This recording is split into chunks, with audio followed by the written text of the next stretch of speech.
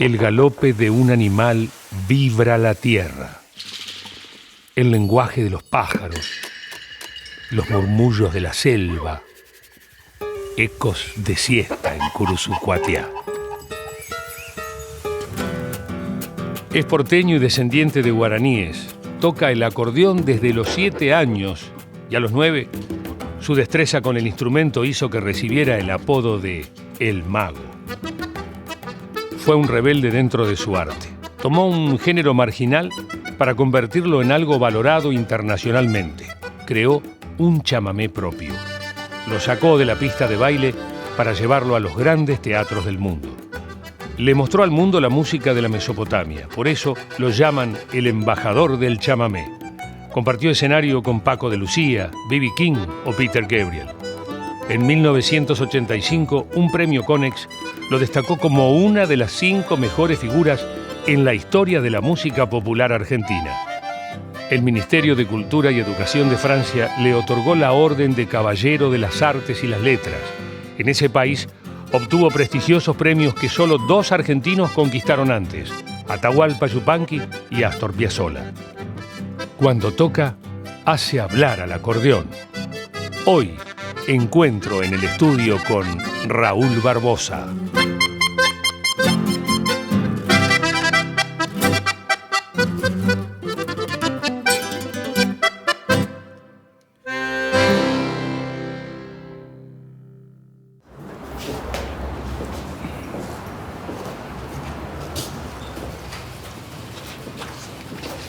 Bienvenido. Gracias, muchas gracias.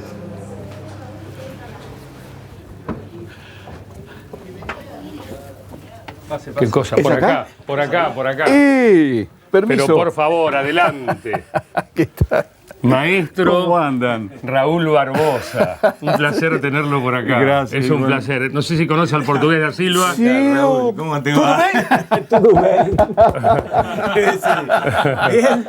Bien, hermano. Bien. Igualmente, sí. Y el estudio, viste cómo están cambiando las cosas, Raúl. Sí. Ahora que se vuelve todo tan digital y electrónico, acá estás en un estudio de la vieja usanza. Vos es que estaba mirando eso. No, ¿qué Sí, qué claro. sensación te da? No, dice por mí, ¿no? Sí, Habemos varios. por el ingeniero. es Habemos esto. varios de la misma usanza. Estar en un buen estudio y hermoso estudio como este, que me trae también recuerdos de mi primera juventud, ya ando como por la cuarta. Y está bueno como hoy reencontrarse Exactamente. con el sonido de la madera, el estudio tradicional, los Totalmente. micrófonos a válvula, que tienen ese otro sonido que seguramente está dándote vueltas adentro. Mira, es lo mismo que en el caso de algunos instrumentos que están construidos, en el caso de bandoneones o los acordeones, que están hechos o construidos con las láminas, con el acero antiguo, sueco, que según dicen quienes conocen, eran porque ese acero tenía impurezas que las máquinas no habían logrado sacar. Claro. Esas impurezas están dentro de esa Y le daban esa vibración. Y le daban un timbre especial que a lo mejor ahora no lo tienen. Raúl, es un placer que estés con nosotros. Y para mí también. Vas a tocar, vas a presentar a los músicos, te vamos a ver grabar, te vamos a escuchar, vamos a charlar.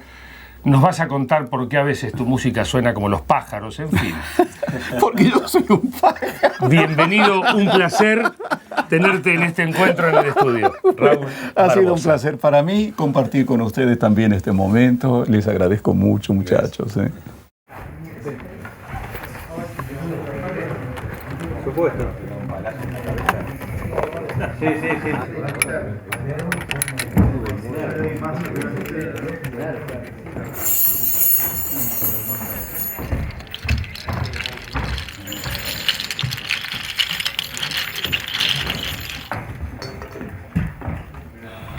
¿Está la percusión con el sonido?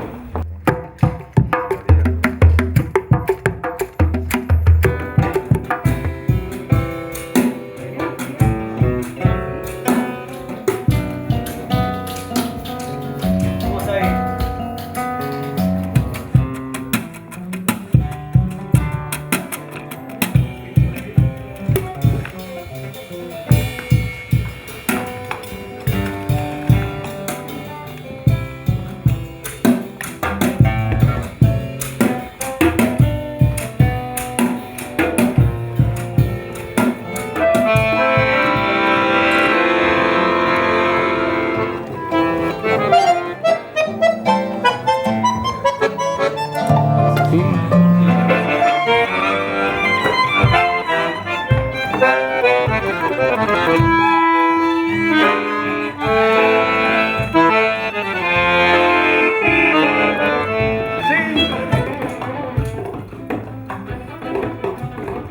vamos a arrancar Sí, ya con está la bien. grabación. Les vamos a dar la indicación en un segundo. Sí, vamos. Vamos.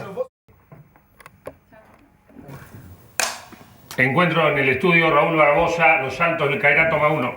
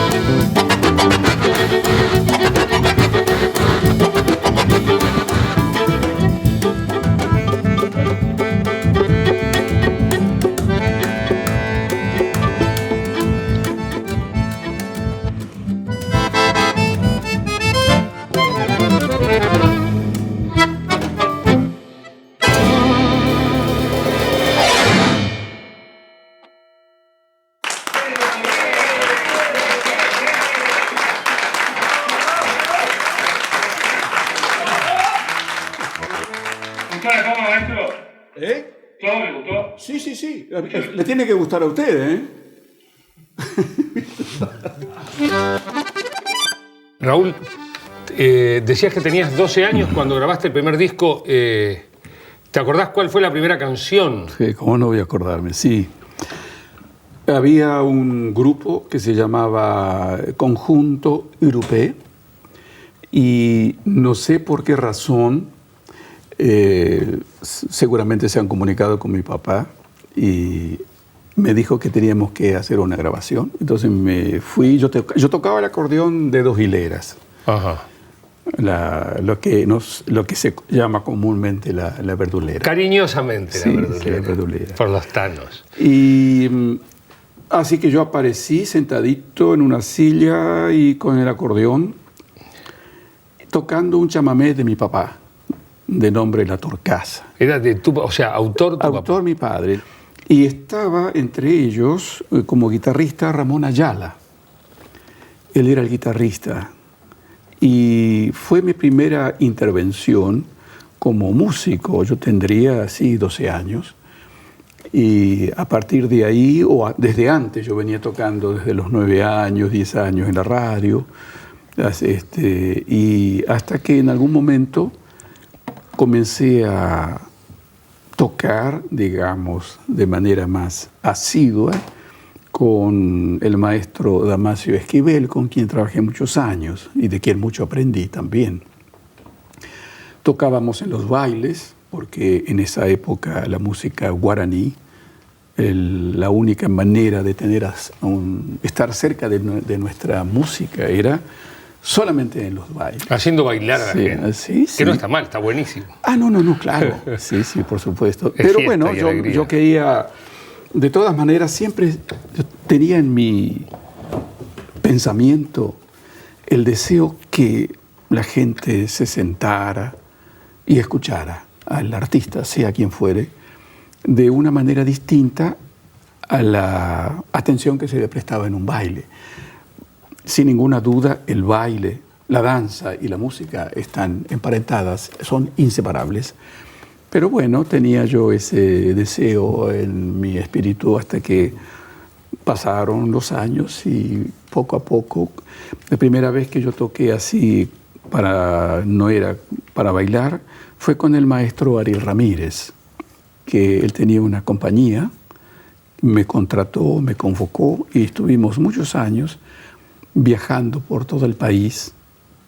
Ese encuentro con Ariel, con el gran maestro, me permitió viajar por las provincias donde el chamamé nunca había llegado antes.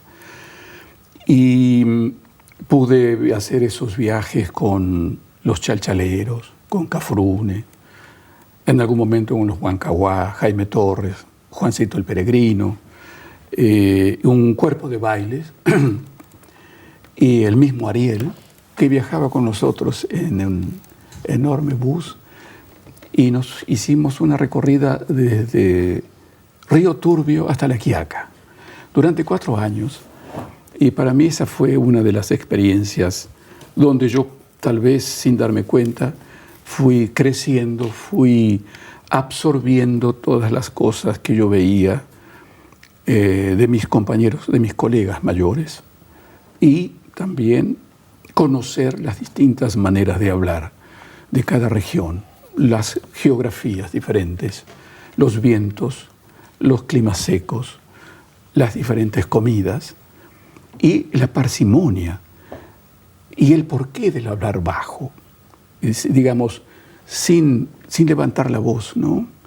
Todas esas cosas yo las fui aprendiendo a medida que iba tomando lecciones de quienes fueron, sin saberlo, mis maestros.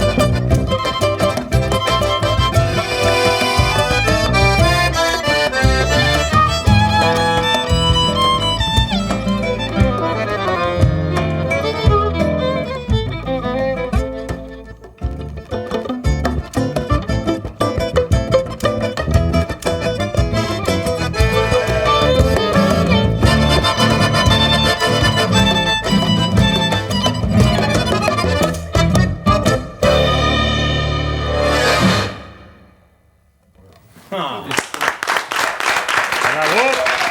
Muy bien. ¿Cómo se escucharon? Perfecto. Muy bien. Muy bien. Creo que del vals tenés una versión que es la que te lleva a tocarlo, que es la que Edith Piaf popularizó. ¿Te animás a cómo suena en francés nuestro valsecito? Ah, sí. A ver. Yo lo escuchaba cuando llegué a Francia. Sí. Digo, todo el mundo lo tocaba. Era muy Viera. popular, ¿no? Empezaba de...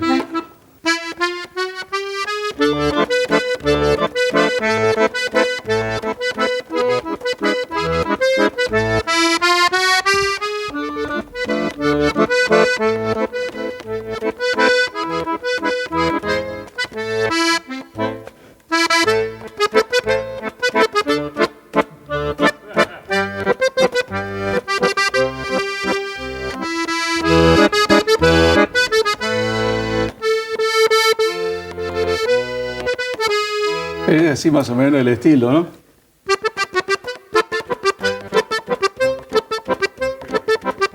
Es una película francesa, ¿no? Sí, claro. Te has ganado un mate, Raúl. Qué honor hoy cebándole mates en este encuentro en el estudio a Raúl Barbosa. Vos sabés que cuando yo toqué, fue la primera grabación que yo hice, fui convocado para tocar con los acordeonistas franceses, que yo tuve mucha suerte, porque mis colegas franceses me hicieron inmediatamente un lugar, un espacio. Sabían que yo era argentino, que no tocaba tangos y que no tocaba bandoneón. Y después me hicieron una remarca, me dice, vos no sos como los argentinos que vienen por tener los ojos estirados. Sos medio chino. Sí, me dice, vos sos medio indio, le digo. Y sí, medio, no tanto medio, pero bueno, medio grande. Y lo que pasó es que ellos me vieron, me escucharon tocar cuando yo tocaba.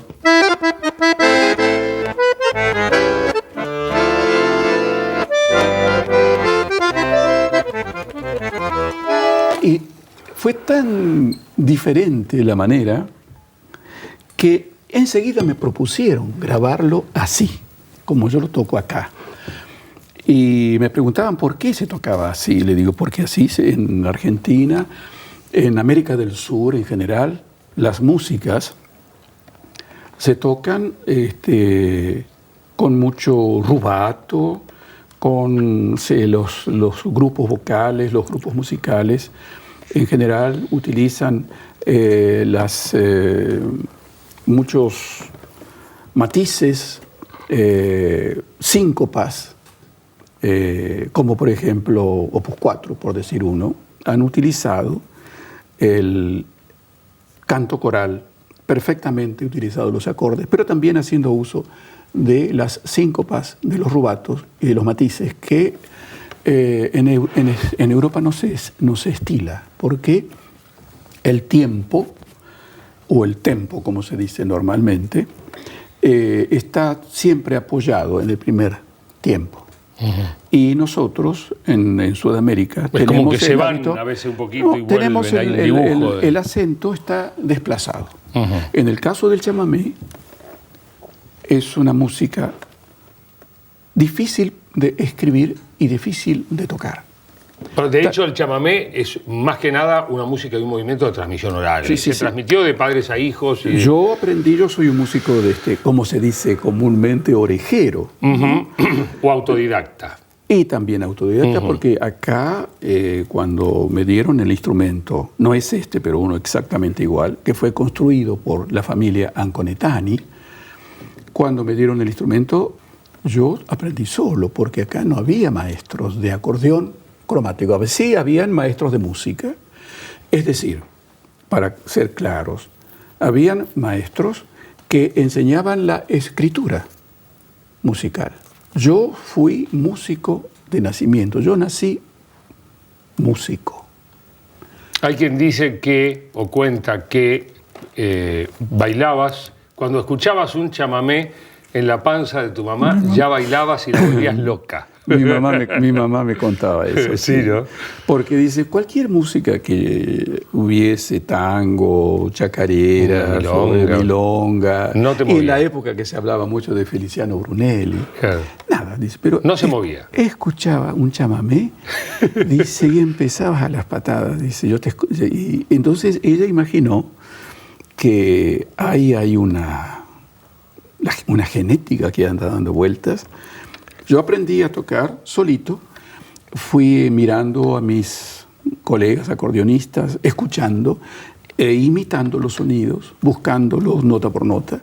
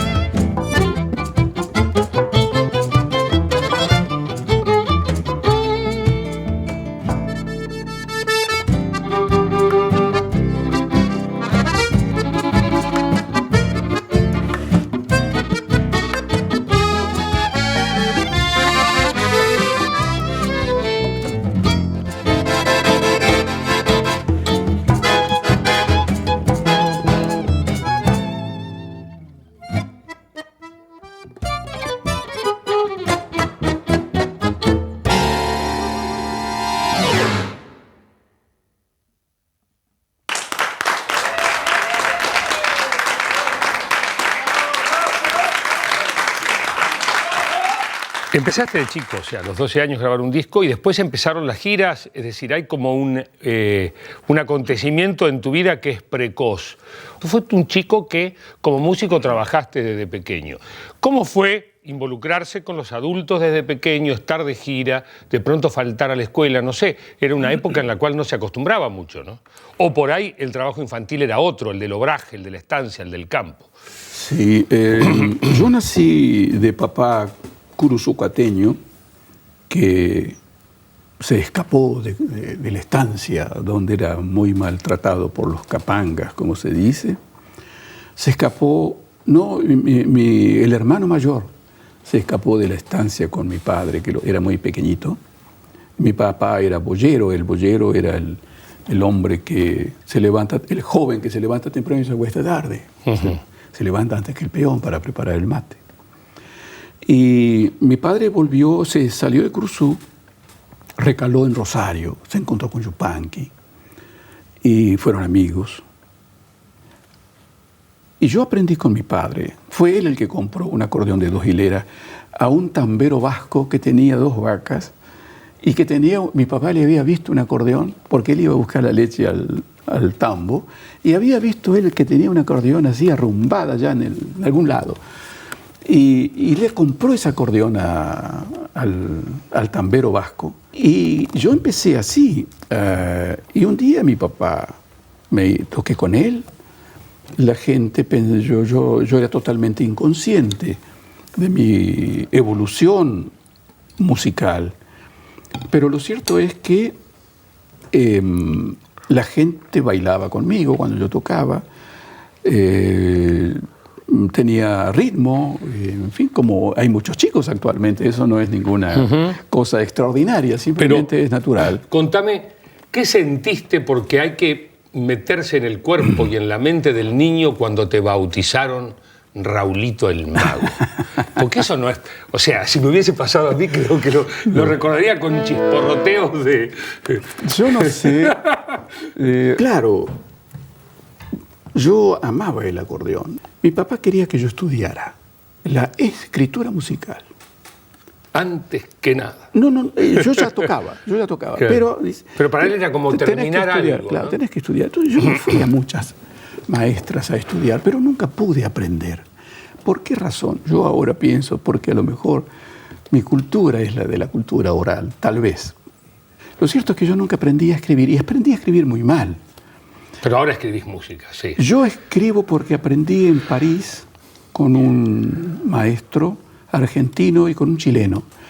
Porque cuando llegué a París, los músicos que estaban allá todos sabían leer perfectamente. Entonces me decían, bueno, Raúl, vamos a tocar, pero tráeme una parte. Y bueno, yo ahí sí que tengo que... Y me fui y le digo, mira a mi compañero, le digo, tengo que aprender. Y fue mi maestro. Y yo estudiaba desde las 8 de la mañana hasta las 10 de la noche. Y en un año pude corregir los errores. Y a mí me causó una gran satisfacción cuando los músicos leían lo que estaba escrito. Y se entiende. Claro. Entonces, se entiende lo que escribo. Tiene sonido, eso que para mí no tenía ningún valor. A ver si descubrimos al mago. ¿Te gusta mucho? O sea, la música es la música, pero ¿te gusta mucho acercarte al sonido desde lo gestual, desde el sonido salvaje? Mostrame qué es lo difícil. ¿Por qué el mago? Debe haber unas variaciones, unas escalas, unas cosas que... Y sí, pero tienen que ver con tu ejercitación de pronto. Pero yo pienso... Si querés saber si tenés los dedos a punto, ¿qué haces? Por ejemplo, hay muchas maneras. A ver. Por ejemplo, yo aprendí a tocar el acordeón en la mano izquierda como un instrumento melódico. Yo escuché un casetito que me lo dieron los hermanos Anconetani y yo me iba al Brasil. Y claro, yo era muy joven y no le había dado mucha importancia, pero cuando yo escuché eso, yo digo, pero ¿es posible? ¿Cómo es posible? Y el chico brasilero también decía, mira, y buscábamos así nos hacíamos conjeturas de cómo era eso. Había grabado la primera vez la mano derecha y después la mano izquierda. Lo había grabado lento y luego acelerado. Y entonces yo lo llamé a Hildo. Y yo le digo a Hildo, por favor, quiero ver cómo usted toca. ¿Cómo hace? ¿Cómo hace? Y empezó, y claro, yo digo, es posible. Y a partir de ese momento yo me puse a estudiar la mano izquierda para poder tocar.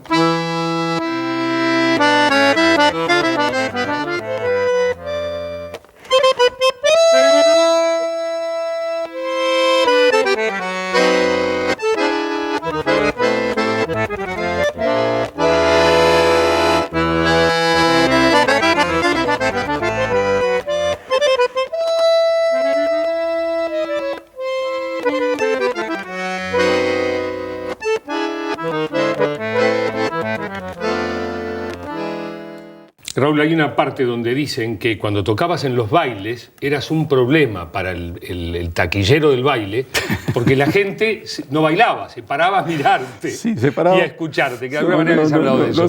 Ahí era que empezaste a hacer tus locuras con los dedos, no sé si empezaba la magia, pero de alguna manera no era para bailar. Era para mirarte y para escuchar. Que conmigo no podían bailar, dice, bueno, Raulito, con vos no podemos bailar, dice, porque estoy bailando, me dejas con la pata en el aire. Porque yo tocaba, por ejemplo, si tocara Mercedita, ¿no?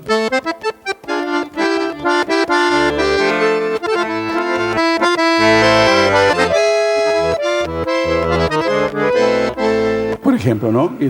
Santa Ana era el cuarteto Santa Ana, Montiel, tenía ese don, Ernesto, tenía un don, el de darle un color a la música, ¿no? Y la gente amaba lo que él hacía. Montiel nació en Paso de los Libres y tenía una manera muy particular porque él nació al lado del Brasil. Entonces...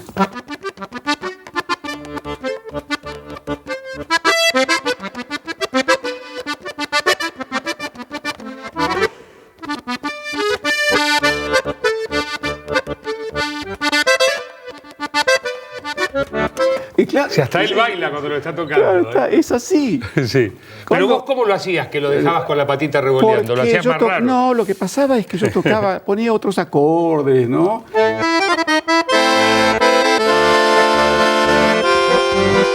Entonces, yo pienso que más que la pata quedaba en el aire, no tanto porque yo no tocaba a ritmo, sino porque los distraía una manera totalmente diferente de tocar. Cuando la gente de Corrientes, que vive en el campo, se levanta, tiene el zorzal que canta, el arroyo que está al lado, el silencio, el tero que anda por ahí, el vuelo del chajá cuando levanta la vista, y su música, sin ninguna duda, tiene que ser distinta. Y está emparentada con el espacio, está emparentada con la geografía, con los olores, con las fragancias. Y yo le decía a los muchachos, mirá, yo no puedo tocar con el sabor que ustedes tienen, porque yo nací en una ciudad de cemento. Si bien es cierto que yo tengo el origen guaraní y amo la música como cualquiera, pero no tengo el sabor, porque cuando yo me despierto, encuentro el ruido de las motos, de los camiones, las bocinas, la sirena de los bomberos, la policía, todo.